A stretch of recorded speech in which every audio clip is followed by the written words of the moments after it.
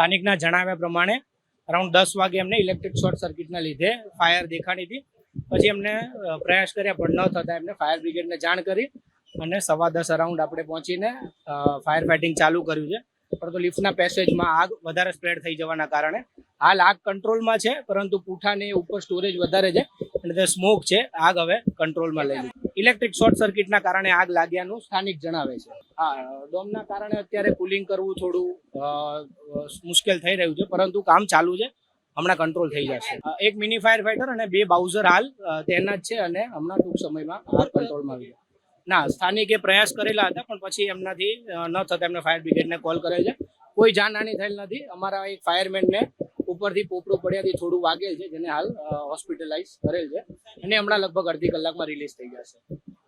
નુકસાન હાલ જાણવા મળેલ નથી. એ આગના અંતે સ્થાનિક જણાવશે કે એમની પાસે કેટલો સ્ટોરેજ હતો અને કેટલું નુકસાન થયેલ છે. હા, આગ એમના હેન્ડીક્રાફ્ટની વસ્તુ હતી, પ્લાસ્ટિકનો સ્ટોરેજ હતો અને પૂઠાનો સ્ટોરેજ વધારે હતો, એના લીધે આગ થોડી વધારે સ્પ્રેડ થયેલ છે. મારું નામ હિરેનભાઈ નરસાણા. હું સવારના 10 વાગ્યા બાજુ નીકળ્યો ને ત્યારે ઉપર મને ધુવાણાના ગોટે ગોટા દેખાણા, એટલે મેં એ બાજુ દુકાન બાજુ આવી અને જોયું તો પરિમલ હેન્ડીક્રાફ્ટની દુકાનમાં ઉપર થતું હતું. એટલે મેં પોલીસ સ્ટેશનમાં પહેલાં જાણ કરી, પછી ફાયર બ્રિગેડને કીધું અને જીબીએ કીધું. બધા આપણને સારું એવું ફટાફટ આવી ગયા, ટાઈમે આવી ગયા અને વ્યવસ્થિત રીતના આગ બુઝાવવામાં. ના, નોટિસ કોઈ છે ને આમાં કંઈ પ્રોબ્લેમ જેવું કંઈ છે ને કે નોટિસ જેવું. હેન્ડીક્રાફ્ટ રો મટીરિયલ, હેન્ડીક્રાફ્ટ તૈયાર માલની છે દુકાન. સવારના 10 વાગે મને ખ્યાલ આવ્યો, મેં જોયું ને કે ત્યાં લાગે છે, એટલે પછી મેં એ બાબતની જાણકારી કરીને વધારે પણ અંદર કોઈ છે નહીં, કોઈ સ્ટાફ માણસ કોઈ મને દેખાણું નહોતું જ્યારે મેં બહાર જોયું તો. પછી એના માલિકને મેં જાણ કરી કે આવી રીતના છે. માલિકનું નામ રિપુલભાઈ જોબનપુત્રા. એ તો હવે તંત્ર પોતે એની રીતે તપાસ કરે તો વધારે સારું, એમ કે વધારે પડતું જે છે આ બાબતનું. 100%ની વાત છે. વોર્ડ નંબર 7 ની અંદર ધર્મેન્દ્ર રોડ આમ જૂનો અને ગીચ વિસ્તાર છે. ત્યાં હેન્ડીક્રાફ્ટ દુકાનની અંદર આગ લાગેલી છે. એકાદ કલાકની આ સમય છે કે એકાદ કલાક પહેલાં અહીંયા આગ લાગેલી છે.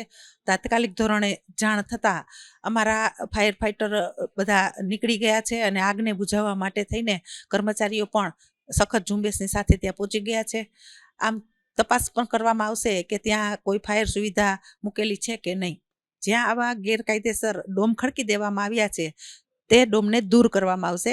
અને આ ગીચ વિસ્તાર છે, ક્યારે પણ આવું બનતું હોય ત્યારે સ્વાભાવિક છે આપણા જે ફાયરના વાહનો છે ત્યાં ન જઈ શકતા હોય એવા વિસ્તારની અંદર આવા કોઈ બાંધકામ હશે તો તેને દૂર કરવામાં આવશે.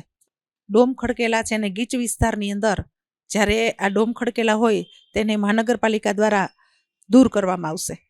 મહાનગરપાલિકા એને દૂર કરશે જ, કેમ કે અત્યારે દિવસે ને દિવસે આવા પ્રશ્નો છે એ આવતા રહેતા હોય છે કે આગના પ્રશ્ન છે કે શોર્ટ સર્કિટના પ્રશ્ન છે, ગીચ વિસ્તાર હોય વધારાનું, ક્યાંય આવા ડોમ્સ બનાવી દીધા હોય તો મહાનગરપાલિકા તાત્કાલિક ધોરણે આને દૂર કરશે. મહાનગરપાલિકા આ બાબતમાં મહાનગરપાલિકા પણ કામગીરી કરે છે અને વધારે કામગીરી સઘન ઝુંબેશથી કરશે, કેમ કે આ પ્રકરણ જે છે એ દિવસે ને દિવસે અત્યારે ખૂબ આપણે જોઈએ છીએ કે આગના પ્રશ્ન બનતા હોય છે, ત્યારે મહાનગરપાલિકા પણ સઘન ઝુંબેશની સાથે આ કામગીરી કરશે.